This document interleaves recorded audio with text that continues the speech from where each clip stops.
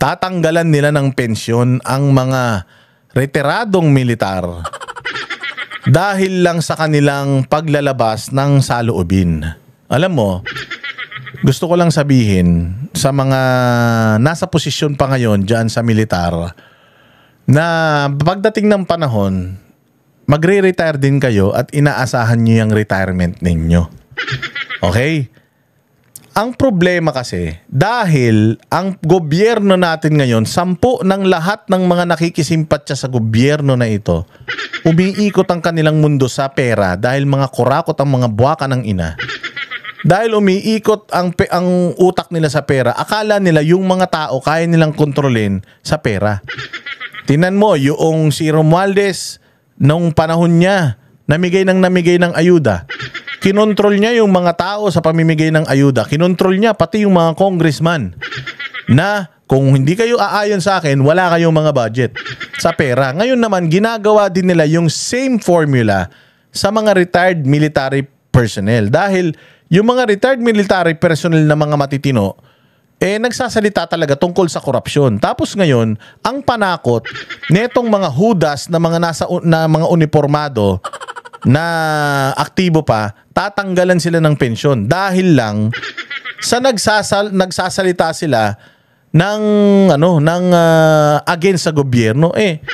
Pribadong tao na sila at saka yung pensyon na yan, pinaghirapan nila yan, pinagtrabahuan nila yan, tapos tatanggalin nyo lang dahil ayaw nyo na nabibisto kayo kasi di umano may mga ghost military projects din daw. Pwede nyo namang i-deny yung mga yan At pwede kayong magpakita ng pruweba bakit kailangan nyo takutin itong mga nagsasalita na tatanggalan sila ng pensyon. So ibig sabihin nyo nang hawak nyo sila sa leeg, hanggang sa retired na sila, hawak nyo pa rin sila sa leeg. Pinaghirapan man nila yan, hindi naman sa inyo yan. Ang mga Pilipino nagbibigay ng buwis para may pambayad din dito sa mga pensyon ng mga magigiting na mga militar na ito. Tapos, kung makaasta kayo, babawiin nyo, tatanggalan nyo sila ng pensyon, parang putang ina nyo kayo ang may monopolya sa pera ng taong bayan.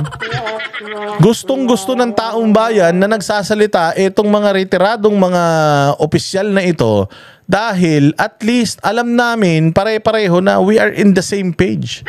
Pare-parehas kami ng obserbasyon sa bayang Pilipinas. Bakit hindi nyo kumbinsihin yung mga amo ninyo na magnanakaw na tumigil sa pagnanakaw para walang nagsasalita against them? Noong panahon ni Pangulong Duterte, may mga retired military officers ba na nagpapakita ng kanilang pagkadismaya kay Pangulo? Kay Pangulong Duterte? Wala. Mayroon bang threat na tatanggalan sila ng mga pensyon? Wala naman. Tinaasan pa nga ni Pangulong Duterte yung mga pensyon nila Ganyan kamahal ni Pangulong Duterte ang mga uniformado, pati nga sweldo ng mga pulis, sundalo, tinaas niya Dahil mahal niya. Tapos ngayon, tatanggalan nyo sila ng pensyon dahil lang nagpapakita sila ng pagkadismaya sa gobyerno. Tanginan nyo. Puros kayo mga kawatan. Lahat kayong mga militar na aktibo. Lahat na kayo. Kasapakat na rito sa pagnanakaw sa taong bayan dahil pinapayagan ninyo itong mga taga-gobyerno na gamitin kayo laban dito sa mga matitinong retired officers. Pag nag-retire kayo, sana kayo lahat na mga nasa opisyal ngayon, sana wala rin kayong retirement. Mga hudas kayo. Wala. Ito. Mula 2023, babala naman ang inabulaanan ng AFP ang umano'y bilyones na military ghost projects mula 2023. Babala naman ng AFP, posibleng matanggalan ng pensyon ang mga retiradong miyembro na nagpapakalat ng fake news. Nasa frontline ng balitang yan, si JC Cos. Sabi mo lang yun na fake news kapag nagpakita ka ng pruweba na yung mga sinasabi nila hindi totoo. When you deny something, you have to show proof na hindi totoo yung sinasabi sa'yo. So, for example, si Bongbong Marcos, when we say addict siya, how can he just deny it?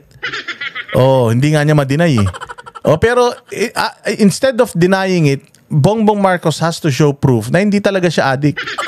Ngayon, kung may mga nagsasabi, kasi hindi masisisi mo ba yung mga military personnel? Masisisi mo yung mga military personnel na na baka ninanakawan din yung mga militar. Samantalang yung flood control project na nga lang, ninanakaw pa Mga laptop na nga lang sa Department of Education, ninanakaw pa eh. Ito pa kayang sa militar, di ba? Pwede rin magkaroon ng corruption dyan. Kaya siguro nagtatanong sila, baka may mga ghost projects din dyan. Nagtatanong sila, you can just affirm to them or confirm with them na walang ghost military project, hindi papayag ang military na magamit sa corruption. Ganun. As simple as that. Bakit kailangan nyo silang takutin? Posibleng mawalan ng buwan ng pensyon ang mga retiradong military personnel na nagpapakalat ng maling impormasyon at nag-uudyok ng pag-aaklas laban sa gobyerno. Yan ay ayon mismo sa Armed Forces of the Philippines o AFP. Sabi ni AFP spokesperson Colonel Francel Padilla, bagamat maituturing ng sibilyan ang mga retired personnel, pag-aaralan nila kung pwede pa rin silang habulin ng court-martial. The legal channels determines that this is so, then we will... Takin mo, gagastos pa kayo para dyan. Para lang hindi kayo batikusin, you have to silence them. Oh, there are, na sila eh. Mga retired na nga sila eh. So, basically, even if they are getting something from this government, it is mandated by law na sila ay may matanggap na na pensyon. Hindi nyo sila dapat pigilan sa malayang pagpapahayag, lalong-lalo na they're not part of the military anymore. Kayo, yung mga active, pwedeng hindi kayo dapat nagpapakita ng bias. Tahimik lang kayo kung aktibo kayo. Pero when you're not active anymore, when you are retired, pwede na yun. Diyos ko naman kayo. So yung habang buhay, nakatikom ang mga bibig ninyo? Natatakot ba kayo sa nangyaring military junta dyan sa Burkina Faso ni Traore? Natatakot ba kayo sa sa mga pagpapalit ng rehimen, pagpapatalsik sa mga sa mga leader dyan sa Madagascar, dyan sa Nepal? Natatakot ba kayo? Alam nyo, ang takot lang matanggal sa posisyon yung mga magnanakaw. Yung mga kawatan na kumikita sa posisyon, yan lang ang takot. Kaya nga sabi ko sa inyo, di ba? Natatakot ba si Inday Sara na hindi na siya pwedeng tumakbo sa gobyerno? Ang natatakot, Pilipino. Bakit? Mas kailangan natin si Inday Sara kaysa tayo kay Inday Sara eh.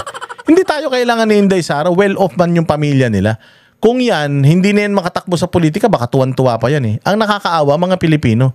Siya na nga lang yung matinong pwede nating asahan, madidisqualify pa.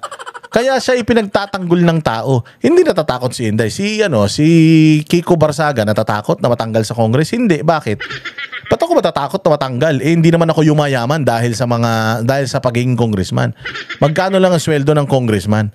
Ngayon, ikaw takot kang mawala sa presidente, takot kang mawala na congressman kung yumayaman ka, kung negosyo mo yung pagnanakaw sa Kongreso at saka sa Malacanang. Kung yan ang purpose mo, matatakot ka talagang bumaba, matatakot ka talagang mawala yung perang nakukulimbat mo. Di ba? Hindi natatakot yung mga Pilipino, natatakot mawalan sa serbisyo. Kayo, takot kayo mawala sa serbisyo. Bakit? Malaki ba yung pakinabang nyo dyan sa serbisyo? Bukod sa kapangyarihan, malaki ba kinikita nyo dyan? Magkano lang mga sweldo nyo? Follow. The AFP is not gonna take this sitting down. So we are aware that all of these things are happening, and of course, we will react accordingly po. Ayon sa Philippine Navy, retiradong 2-star general ang pinakamataas na ranggong na monitor nilang nagpapakalat umano ng fake news. May buwan ng pensyon daw na 160,000 pesos ang isang retired 2-star general. Lahat ng retirado ay tumatanggap ng pensyon. And pag tumatanggap ka ng pensyon sa gobyerno, it follows na dapat may pananagutan ka sa tinatanggap mo. Hindi. Mandato ng gobyerno yan. Ano yan? Binipisyo yan. Tanga. So kung halimbawa ako, galit ako sa gobyerno, may natatanggap akong pensyon sa SSS, hinulugan ko naman yan. Tatanggalin nyo yun? Hindi pwede yun. Hindi lang naghuhulog yung mga dating membro dahil yun ang sinasaad sa batas. At according sa batas, hindi nyo pwedeng baliin yung batas. Pag nag-retire sila, naabot nila tong edad na ito, wala silang mga problema nung sila'y nagsiservisyo, wala silang mga kaso, nag-retire sila ng maayos, tatanggapin nila yan as benepisyo. Gago. Benepisyo nga tas tatanggalin mo. Ano ka, Diyos? So ito ay kasama sa pinag-aaralan ng ating mga legal officers ng AFP. Una nang ibinunyag the AFP Chief of Staff General Romeo Browner Jr. na ilang retired officers ang nanawagang i-withdraw ang suporta kay Pangulong Bongbong Marcos. Ito ay sa gitna ng mga protesta kaugnay ng mga anomalya sa flood control. May rason eh. Hindi naman ang ganda-ganda ng ginagawa ni Bongbong. Hindi naman sila nagre-request na bumaliktad kayo kay Bongbong sa kabila ng magandang ginagawa niya. Wala namang ganun. Di ba? Hindi naman nila sinabi na ang ganda ng ginagawa ni Bongbong. Bumaliktad tayo. Hindi naman maraming issue. Ang daming pagnanakaw. Ang laki ng utang ng Pilipinas. Walang programa. Hirap na ang Pilipino. Ang daming ninanakaw tapos ayaw nyo na itong mga retired. Miski nga ako Ako nga kung pwede lang magsabi rin ako na alam nyo dapat bumabaliktad na kayo sa dami ng mga pagnanakaw na ito Kaya lang makakasuhan naman ako ng sedition. Hindi ba? I mean, wine-weaponize nyo kasi yung batas para hindi kayo masita Hindi ba pwede yan mga sir? Hindi nila gustong tumalikod sa gobyerno dahil maganda gobyerno. Kaya sila nanghihikayat na tumalikod sa gobyerno kasi pag nanakaw ang ginagawa ng gobyerno, masama ba yun? Masama ba na manghikayat ka na doon tayo sa tama, wag sa mali? Para sa akin, hindi masama yun. Pero wag. Bayaan nating matapos itong termino ni Bongbong Marcos. Singilin natin siya pag wala na siya sa posisyon. Oo, lahat ng mga ginawa niyang kahayupan sa Pilipinas, pabayaan natin na gusto ko mabuhay ito ng matagal Para lahat ng karma niya, maramdaman niya hanggang sa siya na yung manalangin na mamatay na siya Di ba? Kunin mo na ako. Yung hindi, diyan ka lang, masakit. Diyan ka lang. Yun nga ang gusto natin Pero sana lang sa mga military natin, huwag kayong balat sibuyas. Kung yung inyong mga dating opisyal na nagsasalita ngayon dahil sa korupsyon, wag na natin silang pigilan kasi karapatan nila yan. Ngayon kayo bilang mga nasa posisyon, kayong mga nandiyan sa military pa, kayong mga sundalo pa na aktibo, mga opisyal, bigyan nyo sila ng assurance na, mga sir, pwede ka ba makausap? O nakita ko itong mo. Gusto ko lang malaman mo na hindi naman kami nagtutulog-tulugan. Sumusunod lang din kami doon sa chain of command. Pero hindi naman ibig sabihin nun na pinababayaan na namin yung mga Pilipino na mag-suffer dahil sa corrupt na gobyerno na ito. Hindi po yung ganun. Pasensya na po. Wala. Alam mo yun, madadaan naman yan sa matinong usapan Bakit kailangan magpataasan kayo ng ihi? Dadating din yung panahon. Actually, yan din ang hinahintay nyo, yung retirement nyo Darating yung panahon na wala na kayong mga sinusunod na mga amo. Pag wala na kayong sinusunod na mga amo, pwede na kayong magsalita ulit according sa inyong sa inyong laman ng inyong puso at isip. 'Di ba? So bakit kailangan nyong pigilan itong mga retired na sa tinagal-tagal na panahon sumunod naman sila sa chain of command? Ngayon na wala na sila sa chain of command, bumabati ko sila sa gobyerno, ibigay nyo na sa kanila yun. Mantakin mo 60 years, 65 years na sila na nakikipaglaban para sa mga presidente na yan. Tapos ngayon na nakikipaglaban na sila para sa Pilipinas, para sa mga Pilipino, pipigilan nyo. Magre-retire din kayo balang araw. Projects. Pero panawagan ngayon ng mga opisyal sa mga retired military personnel. Huwag nating haluan ng malis, huwag nating haluan ng konting double meaning yung ating mga mensahe na ang taong bayan ay malilito, ang kasundaluhan ay malilito. Samantala, pinabulaanan ng AFP ang umano'y 15 billion pesos na military ghost projects. Yun, i-deny nyo yung 15 billion na military ghost projects. I-deny nyo. Kung hindi talaga totoo, i-deny nyo. Show proof na hindi kayo kasapakat sa pagnanakaw. Yun lang naman yun Yun lang naman yun.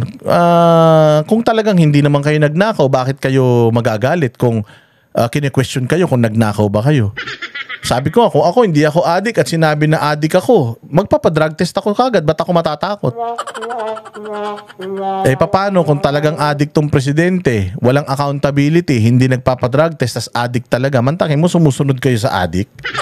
So sinong matino? Kayo na mga nasa gobyerno, mga nakaupo, mga aktibo pa sa serbisyo, sumusunod sa adik, o yung sa mga retired military personnel na ayaw sumunod sa adik? Mula 2023 hanggang 2025, DPWH daw ang nag-i-implement ng mga military project sa ilalim ng kanilang TICAS program. Tinutukoy lang daw ng AFP ang mga pasilidad na kailangan nila at ang magiging final recipient ng proyekto. Wala po kami sa bidding process, wala po kami sa procurement process and any to that effect.